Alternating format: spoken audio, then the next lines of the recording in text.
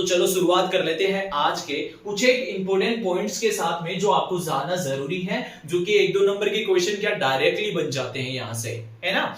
वैसे तो एक ही क्वेश्चन आपका 2 नंबर का होने वाला है, डायरेक्ट क्वेश्चन बन जाते हैं जिसमें कोई रॉकेट साइंस नहीं, आपको याद करना है तो करना ही है, यस और नो। ठीक है, तो सुनिए, सबसे पहले पॉइंट टू पॉइंट बात सुनते जाइए।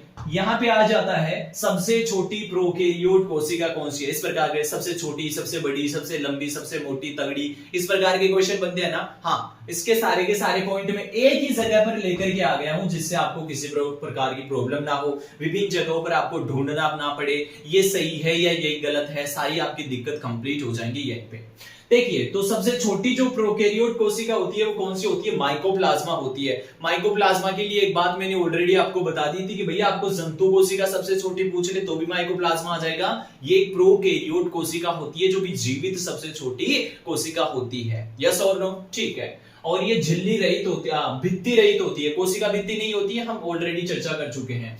अब देखिए, सबसे बड़ी प्रोकैरियोट कोशिका की बात करते हैं तो स्पाइरुलिना। स्पाइरुलिना वही जो क्या होता है, सिंगल सेल प्रोटीन होता है। क्या है ये, सिंगल सेल प्रोटीन, जिसमें 70% पार्ट क्या होता है, प्रोटीन से बना रहता है, यस और नो। ठीक है, आगे बात करते हैं कोशिका भित्ति सहित। अब देखो यहाँ पे जिसके पास में कोशिका भित्ति भी हो, सबसे छोटी कोशिका कौन सी आ जाती है, बैक्टीरिया। कोशिका भित्ति उपस्थित होती है पेप्टाइडोग्लाइकेन की, यस और नो। ठीक है, सबसे बड़ी एक कोशिकीय यूकेरियोटिक प्लांट सेल की बात कर रहा है। यूकेरियोट में कौन सा, प्लांट सेल पादप कोशिका की बात कर रहा है, तो एसिटाबुलेरिया आपको याद रखना है। इसी प्रकार से सबसे बड़ी एक कोशिकीय यूकेरियोटिक एनिमल सेल, जंतु कोशिका की बात कर रहे हैं तो अमीबा राइट आंसर चला जाएगा। ठीक है, यूकेरियोटिक जंतु कोशिका जो कि एक कोशिकीय है और सबसे बड़ी है अमीबा कोशिका। जब पादप कोशिका की बात करेगा तो एसिटाबुलेरिया। ठीक है, नेक्स्ट बात करते हैं छोटी एक कोशिकीय प्लांट कोशिका। छोटी एक कोशिकीय वो तो बड़ी हो गई, अब छोटी की बात करते हैं क्लेमाइडोमोनास जो होता है छोटी एक कोशिकीय प्लांट कोशिका। प्लांट मतलब आपको समझ में आ रहा है ना भैया, यूकेरियोटिक कोशिका है, तो आपको ये बोल देना कि कौन सी सबसे छोटी एक कोशिकीय यूकेरियोटिक कोशिका होती है पादप के अंदर, तो क्लेमाइडोमोनास। इसी प्रकार से छोटी एक कोशिकीय जंतु कोशिका कौन आ जाएगा भैया, प्लाज्मोडियम।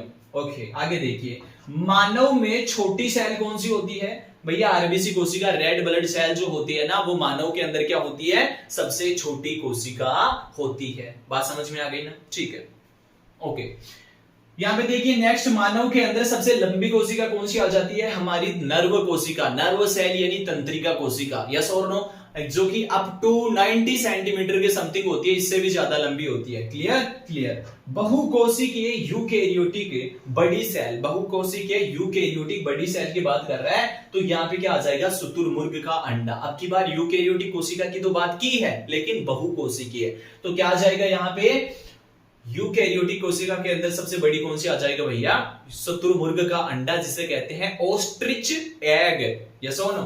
ठीक है, पतली सेल झिल्ली, यानी कि जो कोशिका की झिल्ली सबसे पतली कौन सी आ जाती है, वैसे तो ये कोशिकांग होता है, टोनोप्लास्ट।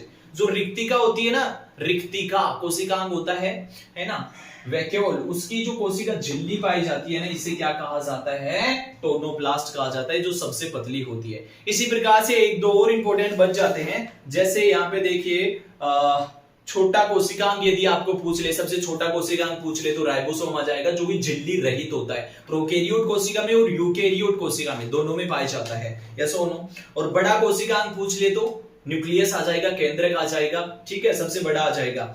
फिर उससे छोटा एक कोशिका के अंदर सबसे बड़ा तो आ जाता है न्यूक्लियस यानी कि केंद्र। फिर बात करते हैं उससे छोटा क्लोरोप्लास्ट आ जाएगा, ठीक है, और इसी प्रकार से उससे छोटा पूछेगा तो माइटोकॉन्ड्रिया आ जाएगा। हो सकता है कि आपको ये क्रम पूछ ले कि निम्न में से सही क्रम जचाओ, माइटोकॉन्ड्रिया सबसे बड़ा, हरित लवक या केंद्रक। केंद्रक, फिर कौन आ जाएगा, क्लोरोप्लास्ट, और फिर आ जाएगा माइटोकॉन्ड्रिया, सूत्रकणिका, यस और नो। तो ये कुछ एक इंपॉर्टेंट से टॉपिक पॉइंट बन जाते हैं जो कि डायरेक्टली एग्जाम में पूछे जाते हैं। सारे के सारे मैंने नोट्स में कवर करा दिए हैं, बिल्कुल टेंशन नहीं लेनी है। जो ये सीन यहाँ पे लिखा है एक पेज के अंदर आपको नोट्स मिल जाएंगे, बस आप रीडिंग कर लेना, ठीक है। और नोट्स कहाँ पे प्रोवाइड करवा रहा हूँ भैया, टेलीग्राम पे आपको डेली प्रोवाइड करवाए जा रहे